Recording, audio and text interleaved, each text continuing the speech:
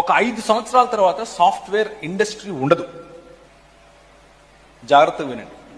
నేను software company నడుపుతాను. నాకు software company ఉంది. ఆ కంపెనీలో 40 మంది ఎంప్లాయీస్. ఇప్పుడే చెప్పాను, నా ఎంప్లాయీస్ ఒక్కొక్కరు ₹1,00,000 జీతం పైన తీసుకుంటారు. కానీ చెప్తున్నాను, అప్డేట్ అవ్వకపోతే ఆ 5 సంవత్సరాల తర్వాత నేను కూడా ఉండను.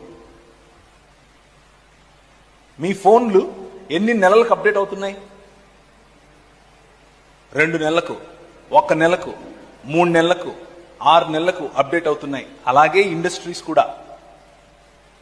రానున్న రోజుల్లో సాఫ్ట్వేర్ కోడింగ్ ఉండదు, ఆర్టిఫిషియల్ ఇంటెలిజెన్స్ ఉంది.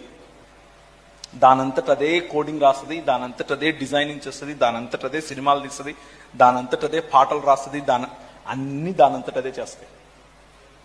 నువ్వు ఆ ఇండస్ట్రీలో తలగా ఉండాలి అని అంటే కోడింగ్ జాబ్ నేర్చుకుంటాను, డిజైనింగ్ నేర్చుకుంటాను అంటే కుదరదు. నువ్వు ప్రెసెంట్గా నువ్వు చదివే ఇంజనీరింగ్ కాలేజెస్ నీకు ఇవి చెప్పవు. నువ్వు చదివే ఇంజనీరింగ్ కాలేజ్లో ఒకవేళ కోర్ ఐటీ నువ్వు తీసుకున్నా, లేకపోతే సాఫ్ట్వేర్ తీసుకున్నా, అందులో ఈ పోర్షన్ బహుశా 1 పీరియడ్ ఉండొచ్చు. అది కూడా పాత కాలంలో ఉంటుంది.